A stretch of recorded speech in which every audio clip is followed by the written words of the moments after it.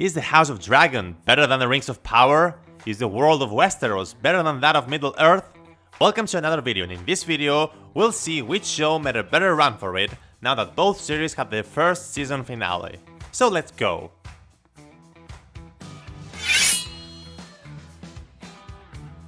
Number 1. Characters. Starting with the House of Dragon, we are introduced to many different characters, primarily from the Targaryen family and also other houses that play an important role. We've had quite a few interesting characters. Daemon Targaryen was by far the most interesting to me. He simply elevated every scene he was in.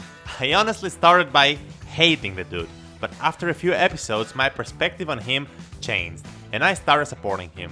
Then we have King Viserys, who is pretty much a naive and easily manipulated loving king. Rhaenyra, who drives the plot forward in an interesting way, the cunning Otto Hightower, who manipulates his daughter and the king in the most discreet and cunning way. Queen Alicent, who has also an interesting journey, from a young girl to a queen to a mother of heirs who are not in line for the throne. On the other side, Rings of Power gave us some characters that either shined or simply went by unnoticed. First off, we have the gems of the show. Prince Durin IV and his wife Lady Disa are, in my opinion, some of the best on the show. We have a very young and concerned Elrond, a version different than the one we saw in the Peter Jackson trilogy. Galadriel, who although the main character of the series, seems to be missing something to make her more interesting. Halbrand, who came as a rather dull and boring character, quickly rised in interest at the finale, which is also the exact same case like the Stranger, who appears to be an Istar, possibly Gandalf. Elendil is also another strong character, but other than that, the rest of the characters do not seem to have made a strong impact so far, and lack any interest. So, to sum up, this is going to be a very close one, but for me, the characters in the House of Dragon just simply feel better. Moving on, pacing. I know there has been some critics about the pacing in the Rings of Power, but in my opinion, the way we were introduced to the world, the characters and the main plot was actually good. We had enough time to absorb all the new information in every episode and also to ponder the characters' intentions and the outcome of every episode. The show started slow, as it should have, to give us time to understand what's going on, and then sped up and led us to a great finale that sets up the events of the upcoming second season perfectly. On the other hand, the House of Dragon started pretty much alright, with a normal pace for the first 2 episodes, where the plot unraveled properly, and we got to understand what it's all about. But then, episodes 3, 4 and 5 takes place 4 to 5 years after the first 2, episodes 6 and 7, 10 years after the previous ones, and then episodes 8, 9 and 10, 6 to 7 years after the last one.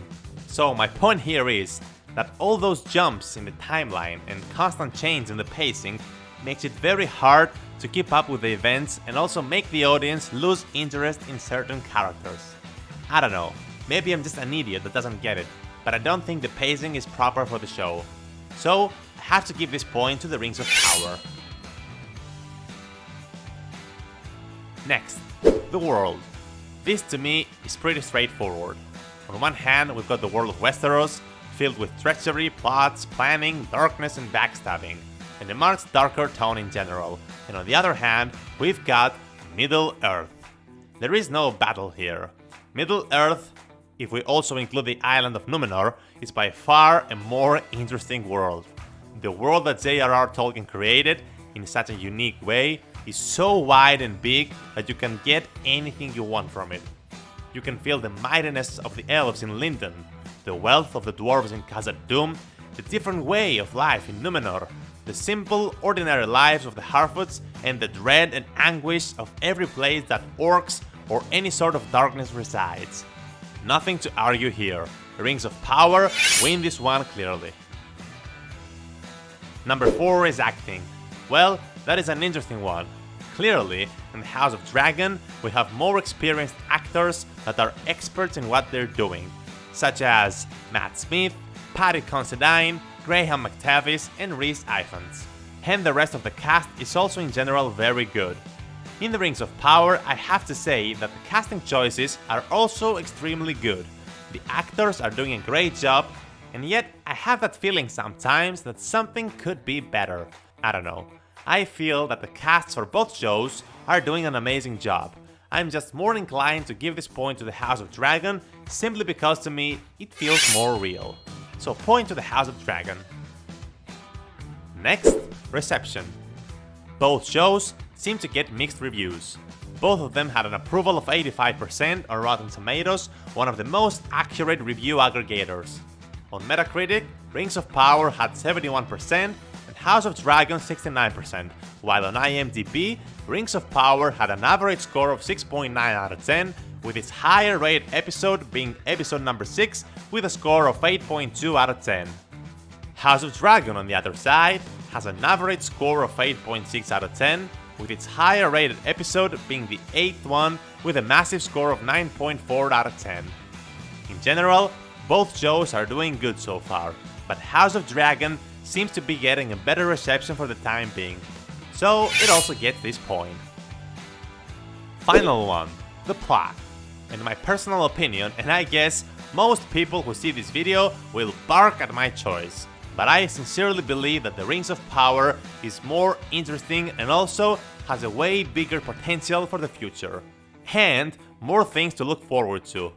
From my perspective, the plot in the Rings of Power is being laid down in a better and more clear way. So this point goes to the Rings of Power. And since this battle ends with a tie, and I would like to keep my personal opinion on which one is better in general outside of it, I will let you decide. Are you Team Rings of Power or Team House of Dragon? Let us know in the comments down below which series you think is better and why you think that is. If you found this video interesting, then please be sure to give it a thumbs up, subscribe and click on the bell to get notifications for the upcoming videos. Till the next one, have an amazing time and I'll see you all later.